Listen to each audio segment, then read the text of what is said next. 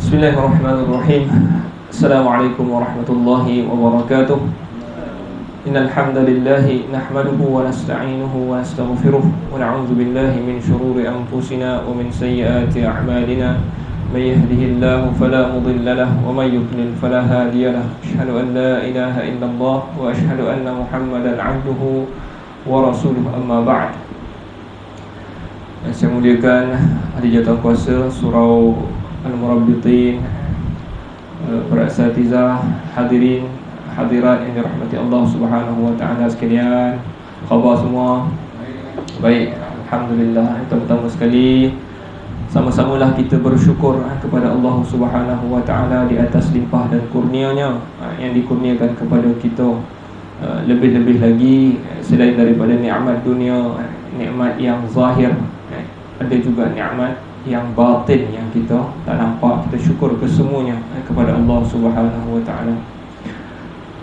Tuan-tuan, hari ini kita sudah berada maghrib tadi kita dah masuk dah 8 bulan berapa dah ni? Bulan Islam dah, Rabiul Awal. Kita dah masuk pada bulan 8 Rabiul Awal. Jadi Rabi' ni, Rabi' awal tu tahulah maksudnya kan? Awal tu pertama. Bahasa Arab ni satu wahid. Yang pertama awal. Okey. Rabi' yang pertama. Rabi' tu apa? Rabi' tu maksud dia spring. Spring. Yes. Musim bunga. Jadi apa ni, kalau tuan-tuan ingat dulu Arab Spring. Arab Spring. Arab Spring. Waktu tu berlaku Arab Spring ni kebangkitan daripada Tunisia, lawan jatuhkan kerajaan daripada Tunisia, bawa ke Mesir. Hujung tahun 2010 kan, nak masuk 2011. Saya tahun akhir masa tu di Mesir. Saya ada kat Mesir waktu tu 2011 tu awal. So kerajaan kita ambil budak-budak ni bawa balik. Jadi saya salah seorang lah yang dibawa balik tu. Rabi' dipanggil Ar-Rabi' Al-Arabi, Arab Spring. Ar-Rabi' Al-Arabi, Arab Spring. Jadi itulah maksud Rabi'ul Awal. Jadi kita ada Rabi'ul Awal, lepas Rabi'ul Awal Rabi'ul Akhir. Rabi' yang akhir, yang kemudian. Rabi' pertama, Rabi' yang akhir, yang kemudian lah. Jadi bukanlah maksud spring tu ataupun musim bunga tu 2 kali dalam setahun dah. Sekali je. Jadi bulan tu 2 kali dalam spring tu berlaku pada 2 bulan. Pada Rabi' yang pertama dan juga Rabi' yang kedua. Itu maksud Rabi'. Jadi apabila masuk je Rabi'ul Awal, tuan-tuan, apa yang kita terlintas dalam kepala kita? Maulid lah tuan-tuan kan. Maulid, Maulidur Rasul. Eloklah tu, ingat kan. Cumanya tuan-tuan, tidak ada kesepakatan di kalangan ulama. Kita tak ada yang pasti bila sebenarnya Nabi lahir. Yang pasti 2 benda. Apa dia? Hari Isnin. Sebab orang tanya Nabi kenapa dia berpuasa pada hari Isnin. Zaka yaumun wulidtu fiha. Aku lahir pada hari itu. Jadi orang dapat tahu Nabi lahir hari Isnin. Yang kedua apa? Tahun gajah. Tu ya orang tahu. Dan tak ada bulan berapa, hari bulan berapa, memang semuanya adalah diperselisihkan lah. Dia orang macam anggar-anggar lah. Jadi lebih kurang macam tu lah. Jadi bulan ni sendiri tuan-tuan, ada 4 bulan yang ulama' berpendapat Nabi lahir. Antaranya bulan Safar, yang kedua bulan Rabi'ul Awal, yang ketiga bulan Rajab, dan yang keempat bulan Ramadan. 4 ulama kata boleh jadi lahir salah satu daripada 4 bulan. Tetapi yang masyhur, yang popular, yang sampai kepada kita ada pada bulan Rabiul Awal kan. Biasanya maklumat ni apabila kita nak sampai kepada golongan umum kan, orang umum kan. Jadi kita tak adalah bagi tahu 4 bulan ni orang pun bulan berapa sebenarnya ni kan. Jadi susahlah orang kan. Jadi kita mungkin ambil pendapat yang masyhur, kita letaklah Rabiul Awal. Tapi pasti ke? Tak pasti. Tak pasti bulan, tapi boleh jadi pada bulan Rabiul Awal. Dan pada bulan Rabiul Awal itu pun ulama' tak sepakat. Tak sepakat berapa hari bulan. Ya, boleh jadi salah satu kalau ada yang kata 2 Rabiul Awal, ada yang kata 8, ada yang kata bulan 9, 2, 8, 9, 2 boleh, ada kata 22.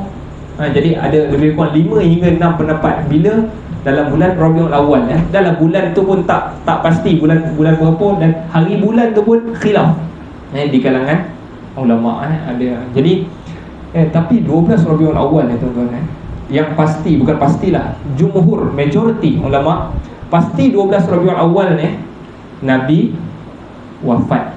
Nabi wafat, jumhur kata Nabi wafat 12 Rabiul Awal. Jadi macam mana kita sambut apa sebenarnya ni? Yang kita birthday tadi tu, birthday lahir tadi tu tak pasti.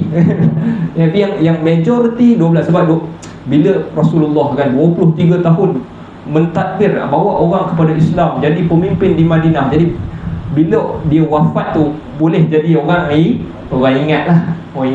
Jadi boleh kata kuat lah, kata 12 Rabiul Nabi wafat tuan-tuan. Jadi hari ni nak beritahu, hari ni 8 Rabiul Awal. Salah satu qaul yang mengatakan Nabi lahir pada hari ni. So kita nak sambut ke macam mana ni?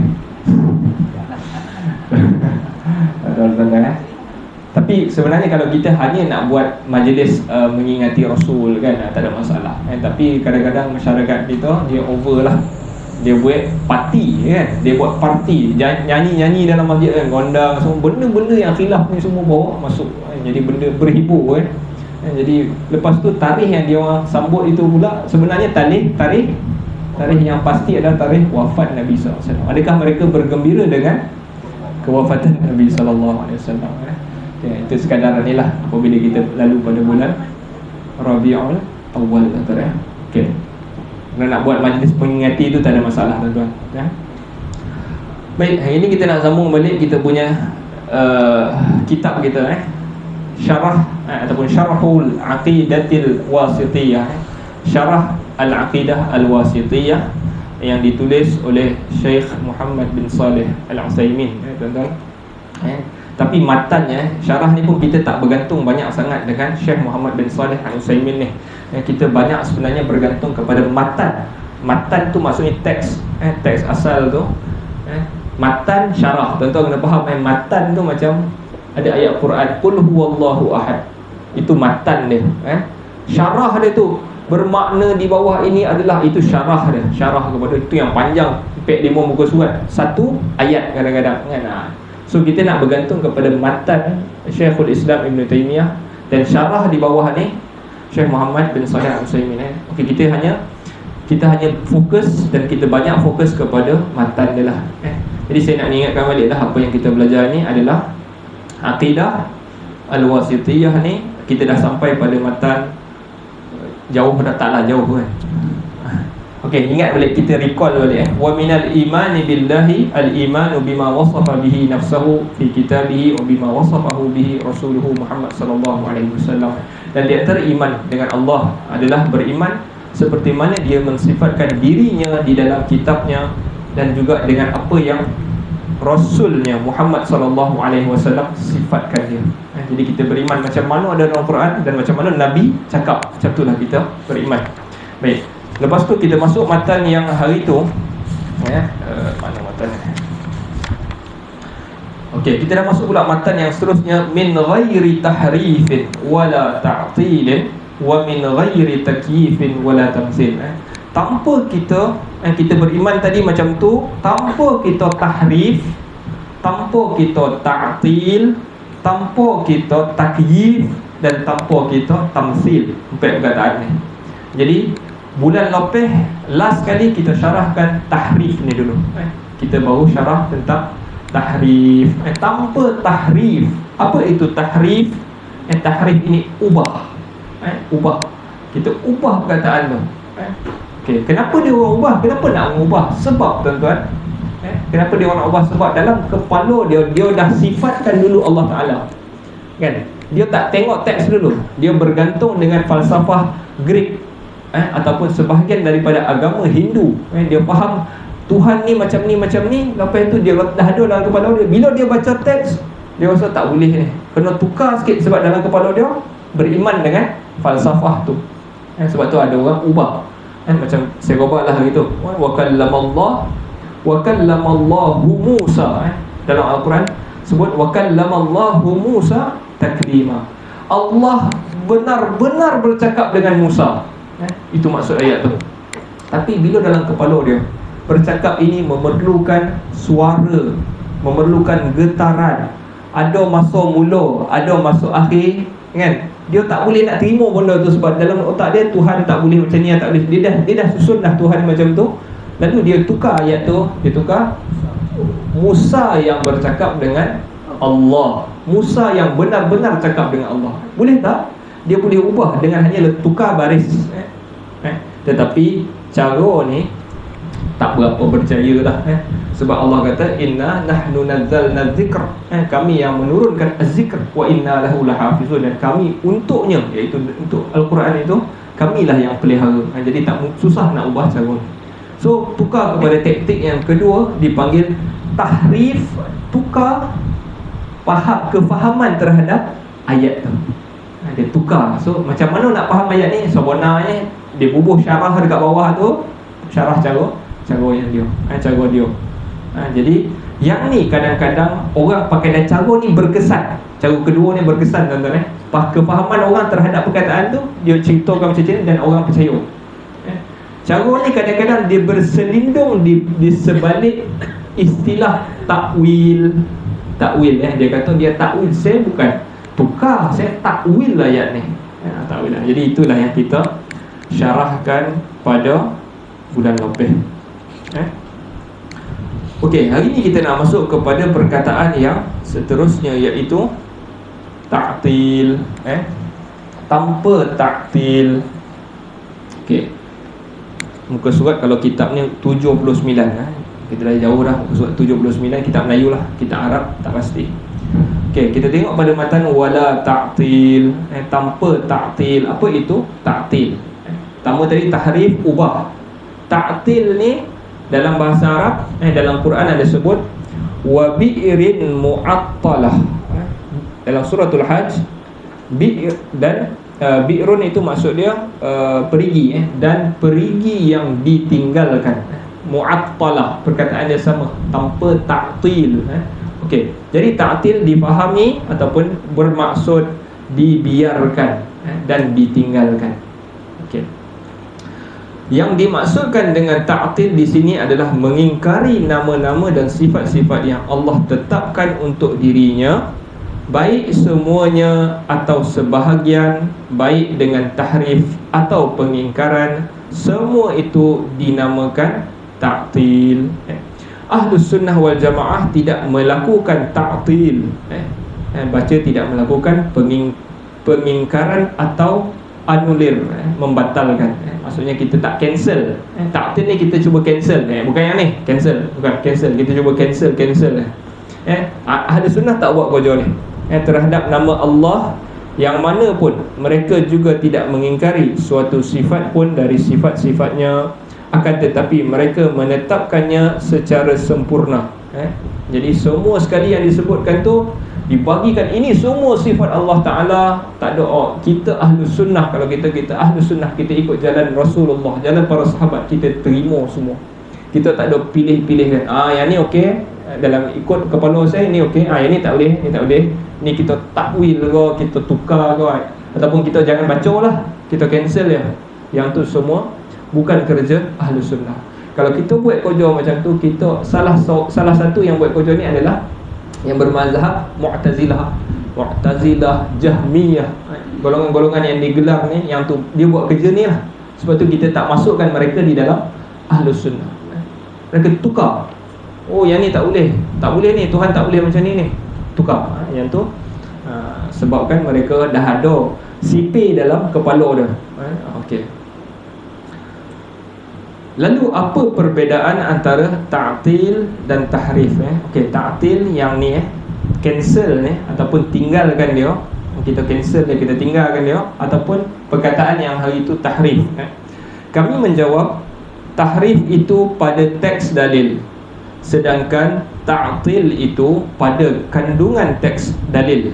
Misalnya jika ada yang bilang bahawa Yang dimaksudkan oleh firman Allah, bal yadahu mabsutatan. Firman Allah di dalam suratul Maidah membawa makna tetapi kedua tangan Allah terbuka. Tuan-tuan, ini buka ke tutup ke buka luar? Kalau buka luar tolong tutup kot. Tutup luar tutup.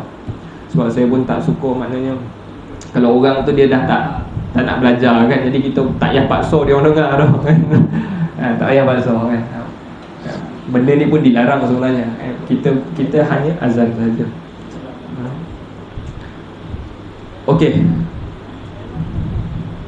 Okey, jadi dalam firman Allah itu bal yadahu mabsutatan, Allah Taala sebut kedua-dua tangannya itu terbuka.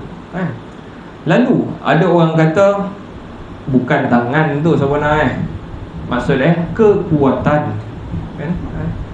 Kalau Allah nak sebut kekuatan, Allah sebut kekuatan kudrah ke quwwah ke Allah sebut, tapi Allah sebut tangan. Yadahu, kedua tangannya. Bal yadahu mabsutatan. Jadi ada orang saya risaulah ini jadi isu ni tuan-tuan tapi tak apalah jadi. Tapi kalau Allah Ta'ala nak masukkan kekuatan, tentu Allah tulis kekuatan, tapi Allah tulis tangan.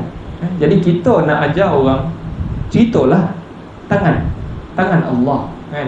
Tetapi tangan Allah tak sama dengan tangan kita. Ceritalah macam tu. Tak payahlah kita sebenarnya bukan tangan ni, ini. Jadi kita memandai-mandai tukar.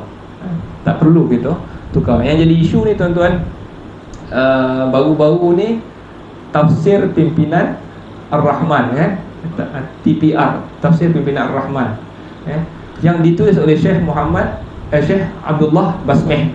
Syekh Abdullah Basmih ni memang terkenal lah. Maknanya kalau kita tengok international punya translation, yang Al-Quran itu negara ni ada orang terjemah, Dr. Abdul Halim. Kalau bahasa Inggeris Dr. Abdul Halim. Kalau bahasa Melayu, orang yang buat sistem biasanya akan ambil Abdullah Basmih, Syekh Abdullah Basmih. Okey, di dalam tafsir dia, cetakan yang dia tulis itu cerita pasal ayat tentang Ar-Rahmanu 'alal 'arsy istawa. Ar-Rahman bersemayam. Terjemahan yang ditulis itu Ar-Rahman, Tuhan yang Ar-Rahman bersemayam di atas arasy.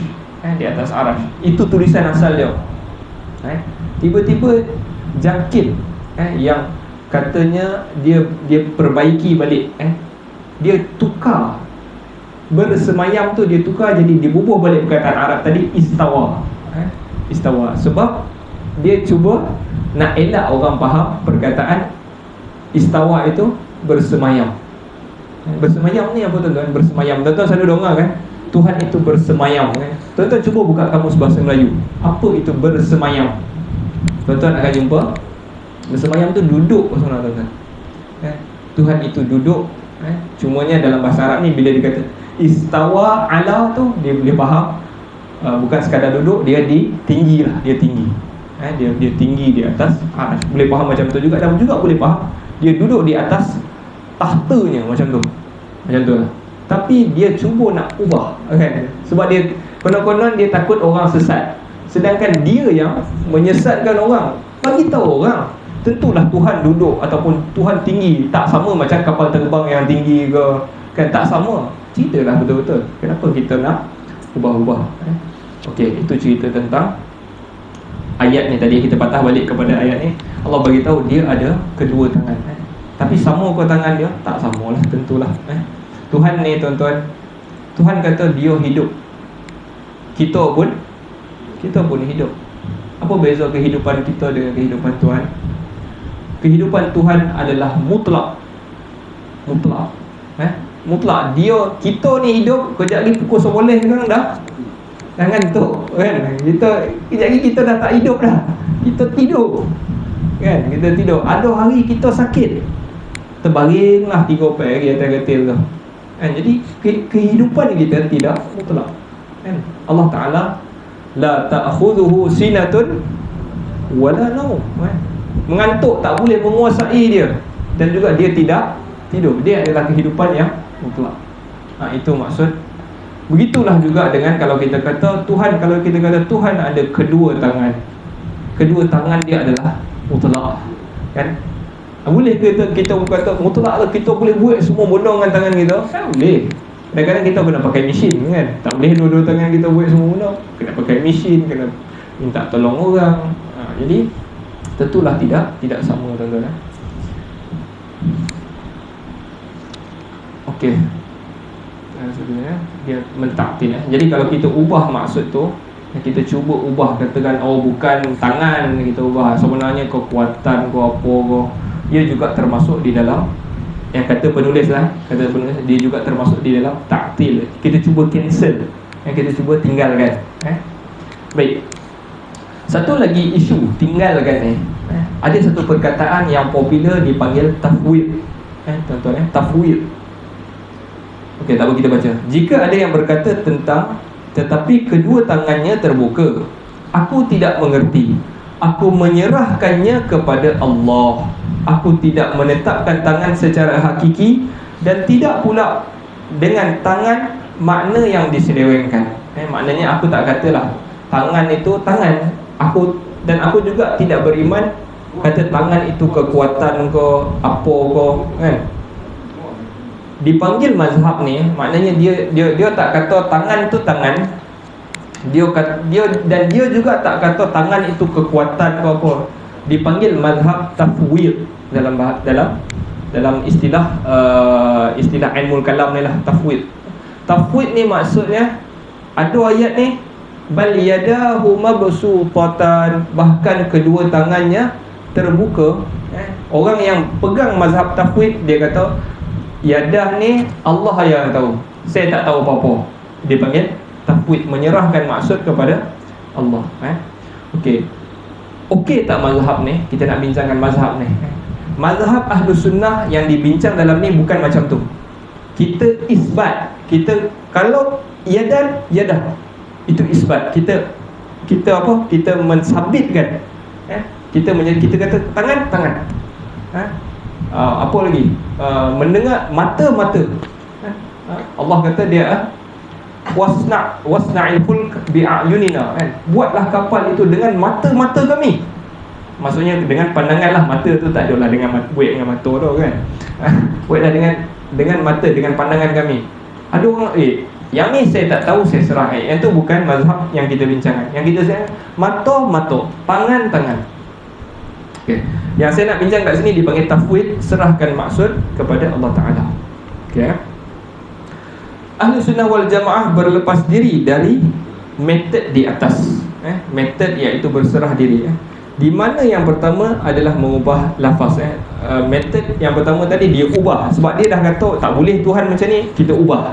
Mazhab yang kedua pula, tafwid ni tadi, saya tak beriman, kita serahkan ialah kepada Allah Ta'ala. Okay. Dengan mengingkari lafaz mana tadi? Lagi saya dah mengarah kepada makna yang salah. Okey, dan yang kedua adalah metod penganut tafwid. Ahli Sunnah wal Jamaah tidak menyerahkan maknanya kepada Allah, seperti yang dilakukan penganut tafwid. Akan tetapi mereka mengatakan bahawa yang dimaksudkan dengan kedua tangan Allah adalah kedua tangan yang sebenarnya. Keduanya bukan kekuatan dan bukan pula nikmat. Jadi kita tak takwil lah, kita tak ubah lah. Mungkin kita faham maksud dia kekuatan, kita faham aja, tapi kita tak ubah. Kalau Al-Quran kata tangan, boleh kita dengan ayat tu kita boleh faham lah maksudnya dengan kekuatan dia, kan? Tapi kita tak, maksudnya kita tak tukar lah perkataan tu. Okay.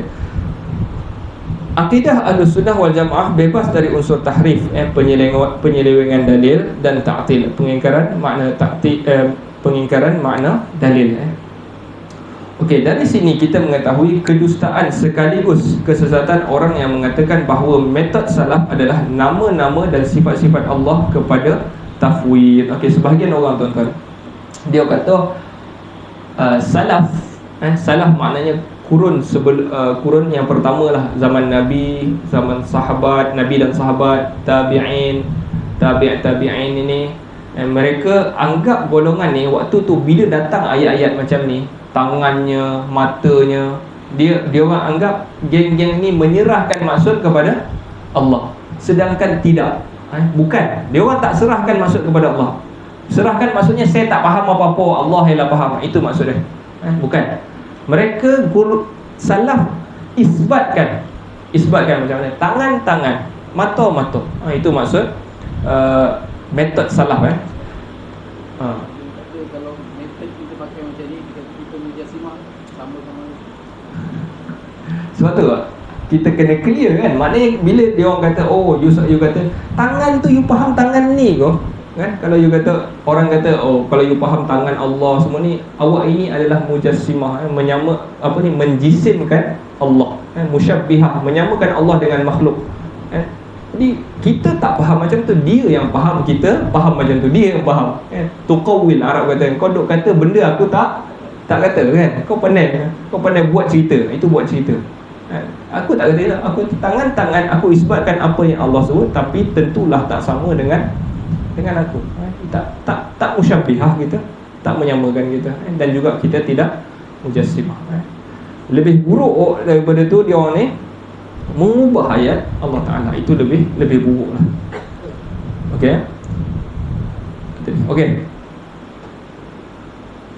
Jadi kalau orang kata mazhab kurun yang awal ini ataupun kurun salaf ini mengatakan mereka itu tafwid, mereka sama ada tersesat, sesat, salah lah maksudnya kan. Jawab ni salah faham, bukan tafwid, ataupun mereka ini pendusta, dia orang dusta.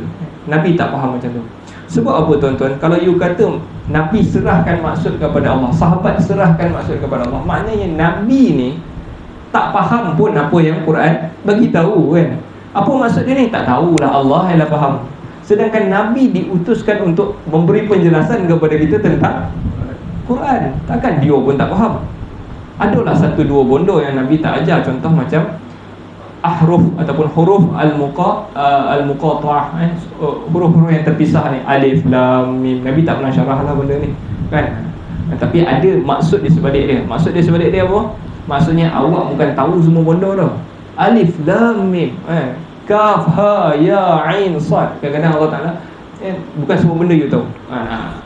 Tapi benda yang clear, sifat Allah, tentulah manusia, benda yang pertama dia nak tahu tentang Tuhan dia. Tiba-tiba Nabi pun tak, saya pun tak tahu, takkan macam tu. Kalau you kata Nabi tafwid, Nabi serahkan makna kepada Allah, maknanya you tuduh Nabi adalah orang yang bodoh lah, yang tak tahu apa-apa. Itu satu tuduhan yang berat kan. Nabi tak tahulah macam tu. Ini satu tuduhan. Jadi you lagi tahulah, you boleh takwil, you pandai lah daripada Nabi. Itu maksud dia kan. Okey, jadi ada satu istilah ni tuan-tuan, apa nama dia? Okey, sebelum kita pergi kepada istilah tu, okey, Syekhul Islam Ibn Taymiyah apabila dia sebut tentang perkataan tafwid, orang yang kata saya tak faham apa-apa, Allah je yang faham, dia kata orang seperti ini termasuk pendapat yang paling buruk dari ahli bid'ah dan orang-orang mulhid. Kalau orang kata saya tak tahu, salah, orang ni lagi teruk daripada ahlul bid'ah yang ubah-ubah ayat, dan juga golongan mulhid, yakni orang yang kafir. Syekhul Islam benar, kerana jika engkau merenungkan pendapat ahli tafwid, maka engkau mendapati bahawa itu mendustakan Al-Quran, menganggap Rasulullah SAW bodoh, dan membuka peluang bagi ilmu falsafah. Filsafat ni falsafah. Okey. Mendustakan Al-Quran. Kenapa Syekhul Islam kata orang yang berpegang dengan pendapat ini dia mendustakan Al-Quran? Sebab Allah Subhanahu Wa Taala sebut, wa na'udzu billahi minasyaitonir rajim, wa nazzalna 'alaikal kitaba tibyanan likulli syai'. Dan sesungguhnya telah kami turunkan ke atas engkau al-kitab, Al-Quran, tibyanan, sebagai penjelasan bagi segala sesuatu. Jadi manusia yang nak tahu tentang Tuhan dia, nak tahu apa kita kena buat, ke mana kita nak pergi, semua ada dalam Al-Quran. Tiba-tiba tak, tentang Allah tak tahu kan. Jadi bila you kata I tak tahu, Nabi tak tahu, you cuba dustakan Al-Quran. Al-Quran kata dia adalah penjelasan. Bagaimana you kata I tak tahu? Okay.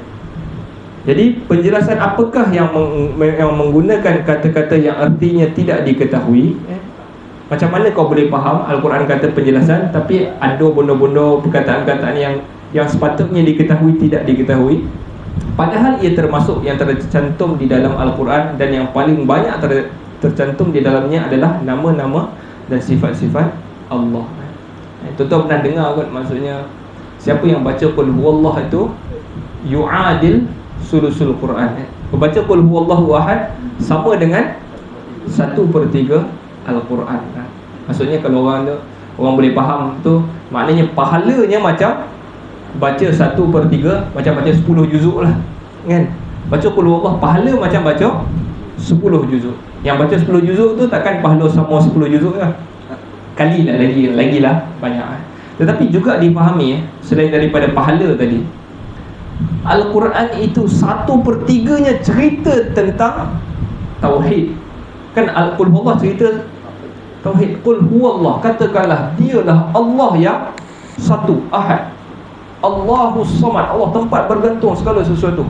Lam yalid walam yulad, tidak melahirkan dan tidak dilahirkan. Walam yakul lahu kufuwan ahad, tidak ada sesuatu pun yang setara dengan dia, yang sekufu dengan dia, setara dengan dia.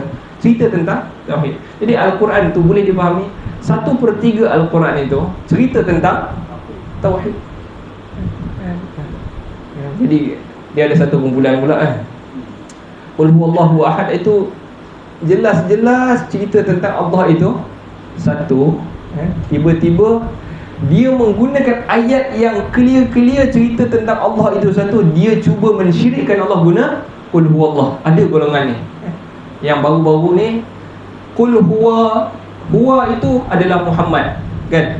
Tuan-tuan pernah ini adalah pendapat yang dinukilkan daripada Ibn Arabi. Dan Ibn Arabi ni tuan-tuan saya pernah sebut lah, kan? Maksudnya memang out tapi kalau macam Jabatan Agama Negeri Sembilan ni, Jabatan Mufti, dia memang bela ni Ibn Arabi ni. Tapi ya Allah, kalau kita tengok, saya duk dengar lah, saya tak baca lah kitab Fususul Hikam ni, tapi saya duk dengar daurah tentang bincang Fususul Hikam tu, mengarut-ngarut tuan-tuan. Segala ilmu merepek pun dalam tu. Okey. Ayat yang cerita tentang tauhid tu pun dia gunakan, katakanlah dialah Muhammad. Dialah Muhammad itu adalah Allah yang satu, kan? Sebab dia kata huwa ni balik kepada kul. Kul tu dalam tu ada dhamir anta itu Muhammad. Jadi tuan-tuan kan, dia cuba gunakan bahasa Arab dengan kemahiran dia, kan, untuk mensesatkan orang tentang terang-terang ayat macam ni. Tauhid dia boleh sesatkan. Jadi tuan-tuan, saya cerita apa tadi boleh masuk ni, tuan. Jadi sosial lah, kan. Jadi kita janganlah terbabit dengan benda-benda macam ni, kan. Akidah yang dipanggil hari ni kita dah namakan dia sama ada Batiniyah, golongan Batiniyah, ataupun yang Ahmad Ikram ada tulis baru ni, nama dia New Age. New Age. Okey, itu golongan yang Batiniyah. Cuba faham agama ini daripada konsep falsafah Greek ataupun agama Hindu. Tuan-tuan, kenapa dia orang boleh faham sampai Nabi Muhammad ni Tuhan, sampai ada yang faham diri aku ni adalah Tuhan, kan? Macam Husain Mansur Al-Hallaj, dia kata yang dalam jubah ni lah Tuhan. Maksud dia lah Tuhan, kan? Dalam jubah ni lah, Arab pakai jubah, kan? Macam mana dia boleh faham macam tu? Sebab golongan ni kita orang yang dapat agama daripada langit ni, tuan-tuan, sepatutnya lah kita faham ada konsep pencipta Allah dan ada yang diciptakan makhluk. Dua benda yang berbeza. Allah benda lain, makhluk benda lain. Jadi Allah ciptakan segala-galanya.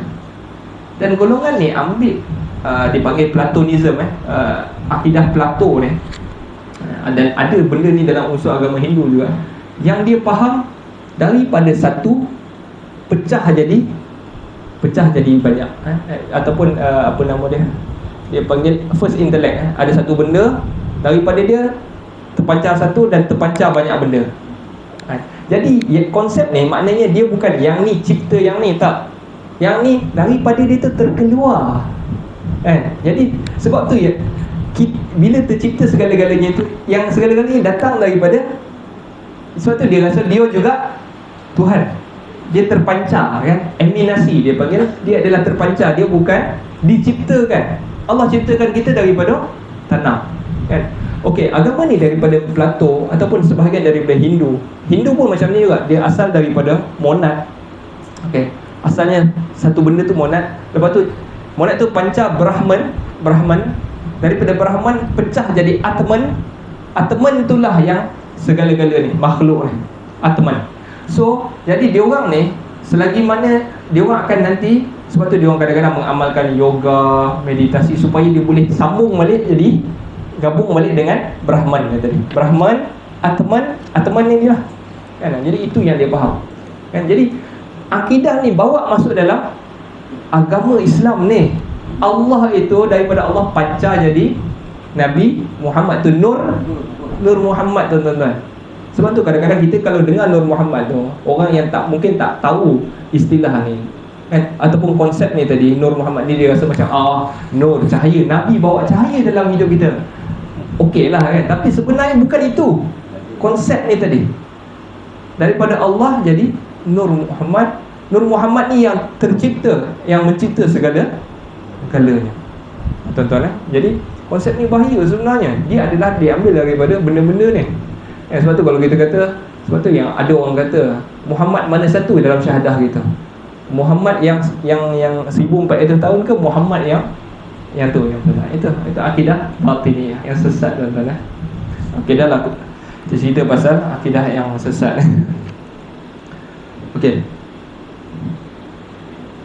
Okey, jika kita sambung, tuan-tuan. Jika kita tidak mengetahui maknanya, maka apakah Al-Quran? Okey, ini cerita pasal penjelasan tadi. Al-Quran adalah penjelasan segala-galanya. Mana mungkin kita kata ada perkataan yang kita tak tahu.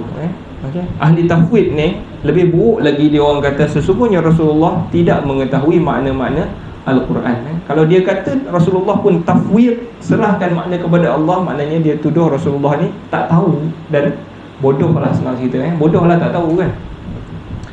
Okey. Lebih aneh daripada itu adalah bahawa mereka berkata Rasulullah berbicara tentang sifat-sifat Allah tanpa mengetahui maknanya. Beliau bersabda, Rabbanallahu allazi fis sama'. Nabi SAW pernah sebut Rabbanallah allazi fis sama', Tuhan kita Allah yang ada di langit. Mana mungkin Rasulullah sebut benda ni tanpa Rasulullah tak tahu. Tak tahulah langit macam mana ke, tak tahulah macam mana. Dia sabitkan di langit. Okey. Begitu pula sabda beliau, yanzilu rabbuna ila sama'id dunya. Tuhan kita akan turun ke langit dunia. Bila, tuan-tuan? Allah akan turun pada langit dunia bila? 1/3 malam yang terakhir. Setiap malam Allah Ta'ala turun ke langit dunia 1/3 malam. Dia tanya, mana hamba aku yang nak minta ampun, aku ampunkan. Mana yang berdoa, aku mustajabkan. Jadi 1/3 malam ni sabit, maksudnya Allah turun. Tapi kita tak tahu lah macam mana turun. Macam mana turun tu, naik lift ke, kita tak tahu lah kan. Kita janganlah mandai-mandai pula kan, tak ada lah. Tapi dia turun ke langit dunia. Okey. Bila 1/3 malam ni, tuan-tuan? Jadi dah ajar juga hari tu. Maknanya kalau maghrib pukul 7, subuh pukul, katakanlah pukul 6 kan, senang cerita. Ataupun kita kobarlah subuh pukul 7, senang sikit nak kira. 7 ada berapa jam? 7 malam, 7 pagi, berapa jam? 2 boleh. 2 boleh bahagi 3. 2 boleh bagi 3 apa? 4. So 4 jam yang terakhir itulah. 4 jam yang terakhir. Jadi kata pukul 7 tadi subuh kan. Kadang-kadang ada sembahyang subuh pukul 7 kan, kira tu lah. Pukul 3 kan, lebih kurang pukul 3 macam tu lah kan. Okey. Okey, senang Okey, jadi benda ini adalah pelecehan terhadap Rasulullah sallallahu alaihi wasallam. Kalau kita kata Rasulullah itu tafwid, perkataan ni serius sebenarnya, tuan-tuan. Dan saya dulu masa belajar dulu pun, masa saya belajar benda-benda macam ni, saya masa tingkatan 1, tingkatan 2 belajar tafwid, istilah. Dan saya pun rasa mazhab salaf tafwid. Saya faham macam tu. Cikgu saya fahamkan saya salaf itu tafwid, serahkan makna, tak tahu. Sedangkan salaf tak serahkan makna, tak tahu. Saya bukan yang tu. Salaf tangan. Allah turun. Itu adalah salaf, tuan-tuan.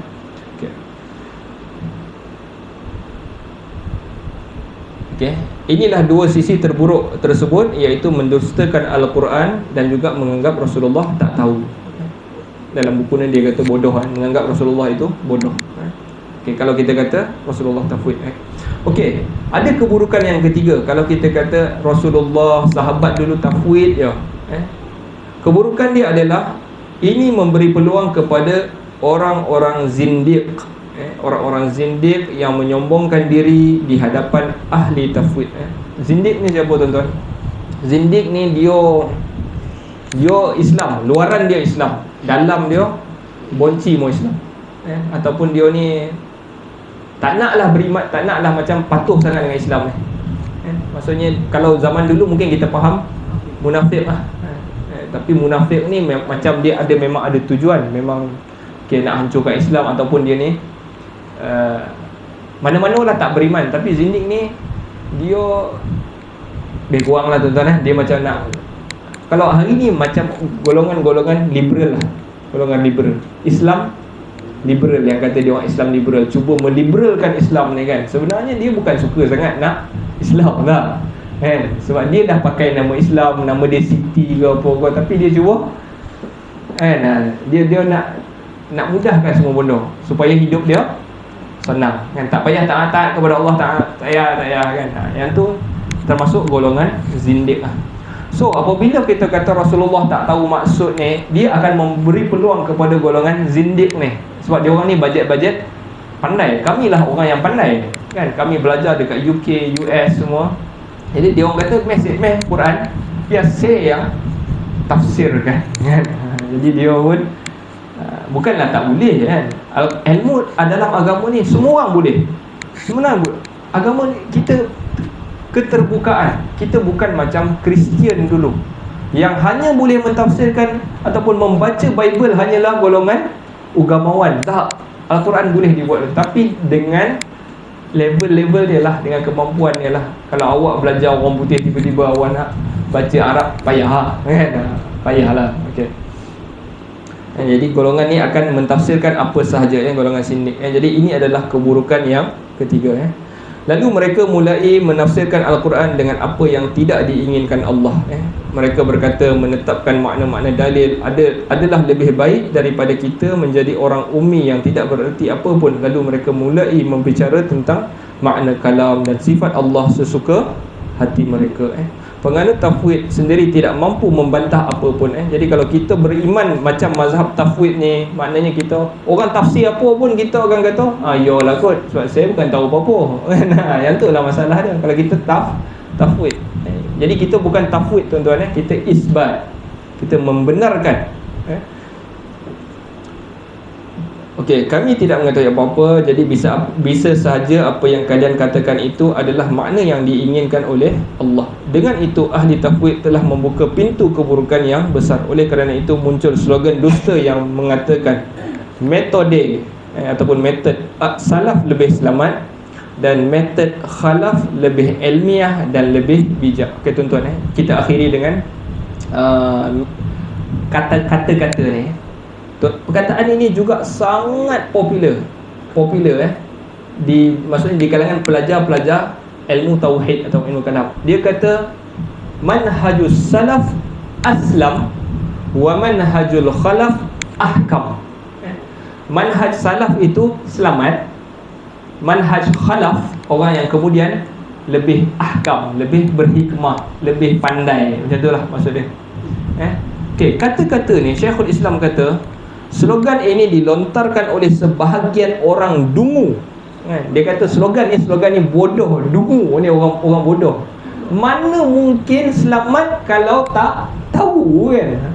Kalau dia kata salaf lebih selamat yang kemudian lebih pandai, ataupun lebih, mana boleh orang yang tahu tak selamat. Jadi ini adalah satu slogan yang salah.